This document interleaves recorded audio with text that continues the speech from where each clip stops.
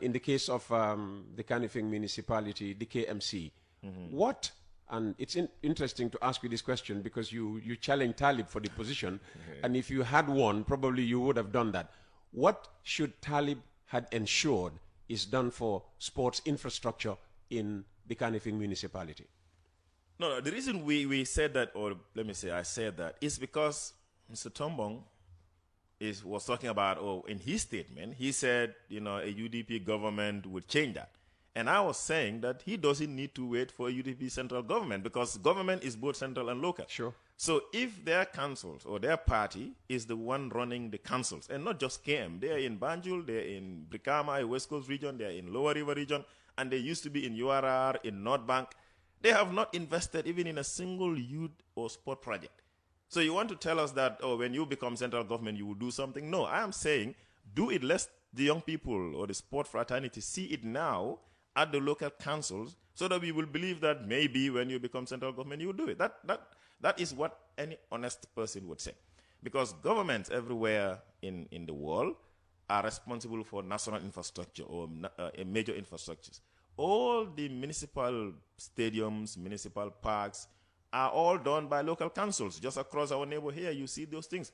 So that is what we want their councils to do, so that we can be able to share the responsibility of supporting the sports sector and not to just put it on the ministry and because, the stadium is not good, you're talking about, doing sport infrastructure. Let them initiate it now. That is our challenge to them. And for me, as a resident of KM and partially West Coast, and even as Minister of Sports, we have not seen a single mini stadium or a single football field that was constructed by their council. So that is our challenge to them in order to give hope that, yes, when they become central government, they will do something. Yeah, but they have a few parks, yeah? There's one just in front of us here. There's one behind us, Kotu. There's the Africell park as well. So that's for KM. That's for KM, yes. Yeah, but those are, again, and I'm not doubting the idea that what the EU-funded parks, that's the community parks, are just community parks. They are not for football and even maybe six-a-side fields that I've seen there. But are those taxpayers' money or they are EU-funded projects? We are talking about if today government has World Bank support, we can build a stadium, or EU support, we can build a stadium. We don't have that. So I'm talking about the local support, the taxpayers' money being invested in a sport infrastructure, not to wait for EU to have a youth-friendly project and decide to say, okay, we want to partner with the council, and then they give you money to implement it. That is not what we are talking about. We're talking about the councils understanding the priority of the young people and investing taxpayers' money in that sector. You've been around. You know that these parks were built when former like Conte was here. And those are government funding, a priority that they said, okay, young people are important, sports sector is important, we want to invest in these parks. Even as recent acts, former Mayor Colley, councils were paying security and taking care of the water bills from these parks. This council removed all of that and put it back to the communities to say, you are responsible for your own water, you're responsible for your own security. That's why our parks are struggling now. Oh, wow. So these are the things. If it is a priority for them, they should be able to take care of the basic things and support the young people in the maintenance of those pitches or the parks. I'm going to ask you to put on your headphones because I'm going to bring you now audience feedback. And I want to start with this on funding for our football. We hosted a young Gambian called Mohammed Silla. Well, that's the name his parents gave him, exactly. But he goes by the name Sparkling Black. Yeah. And he's got some, well, I mean, what do I say? Let's say unique perspective on funding of the Scorpions. If I was having the right to decide, we will ban all Africans from going to World Cup, African Cups, and we will focus on our local Nawetans and these things. Yeah? I think that will make a lot of impacts than what we're doing right now. We could play divisions and teams here and there, but my against is World Cup, African Cup. Because knowing fully well that, let's say if Gambia make it today to the World Cup, yes, if it requires $50 million for Gambia to go and play, that money will be provided. True. And knowing that Gambia will not even come out third, and then we will all spend this money to send them there in the name of marketing the name of the country or whatever. And then the Nawetan, the whole trophy of a Nawetan is less than $1 million. And you have 22 teams, local teams, playing to have 500,000 or 300,000 as a trophy. Even less. Or less. Peter, that's sad. Because the amount of money we are wasting in these tournaments, it doesn't really make sense. For you, it's a waste. It's a big waste. Because if we say we need some equipments in the hospital, it's not going to come that quick. Even the people, the citizens are not going to contribute to that. But when it's football, even if we say, oh, the government doesn't have money, you will see some people willing to donate. Everybody will be happy to donate to see that Gambia is there. And what are we really achieving on all these things? I think we are managing our country in a very wrong direction. It's not only Gambia, but we are not focusing on the priorities. And this is definitely a problem.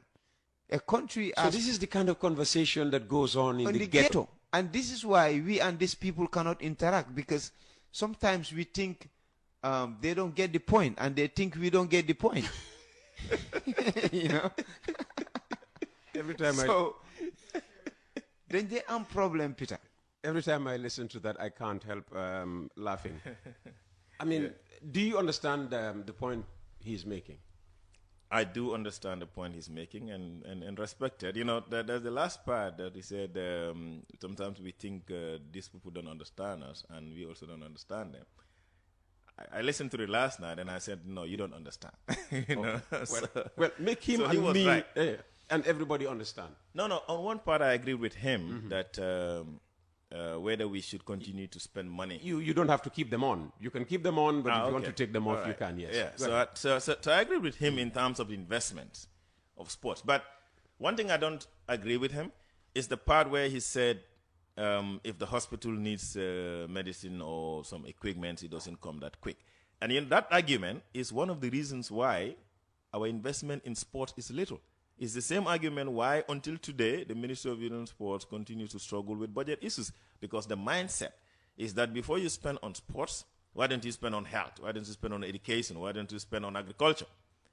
And so if he thinks that way and we are struggling with budget and the other people also think the same way because it's a matter of priority among priorities, then there's a problem. However, should we spend more money on the local leagues? I agree. But if there is no AFCON, the money that he's referring to would not come. Because, of course, it wouldn't. Because there is no budget to say, in our national budget, you don't see anywhere where they say Gambia's participation in AFCON. It's not there. So if you don't qualify for AFCON, you don't get the money that he's referring to that we're going to use on the local league. I wish that there is money budgeted for AFCON, and if you don't qualify to AFCON, we can use it on the local league. Then maybe somebody will wish that we don't qualify so that we can use it to develop our league. But that is not the situation here. The situation is you qualify to AFCON, then you get money for AFCON. But again, if today government says we don't have money to even spend on the national team, the same conversation as we are having right now with what is happening with the stadium is what will come. Yeah. We are not able to fix the stadium. And he makes the point. He says even if government says it does not have money, the fans, football fans, will volunteer and contribute to send the team to AFCON and World Cup, knowing that they will come back empty-handed. We are not at that level yet. But he says if we sit here and complain that we don't have CT scans in our hospitals, we don't have MRI machines and all kinds of necessary life-saving equipment, Gambians will only complain about it, but they wouldn't even contribute a butut. Well, that tells you maybe that's the power of sports. That's how I understand it. Without a doubt. And, because sports is such that around the world, these conversations are valid. If you go anywhere, you read the books, you listen to the media in the international community in the U.S. and all that, it's the same conversations. The municipalities and the regional governments will say, we don't have money for education and others, but they will use money to build fancy stadiums and all of that. That is how the world goes. But again, these corporate institutions that are sponsored, they are not necessarily interested in the outcome. They're interested in the advertisements for their companies because that's also what brings revenue for them. Visibility. So they don't want to spend in a hospital because the visibility is not there. Yeah. They want to spend in a sport activity or a sport infrastructure because anytime you watch the match, you see Coca-Cola or you see, the jar oil or something else. Yeah. That's what their interest is. So, and that's what I said. Even if you want them to spend there, they wouldn't spend that because they are not doing it because they love people alone. They're doing it because they're looking for the advertisement. So at the ghetto, when the conversations happen, of course, I come from a voter and I interact with young people. Where I live now in Carnifing, I interact with young people. So we have these conversations.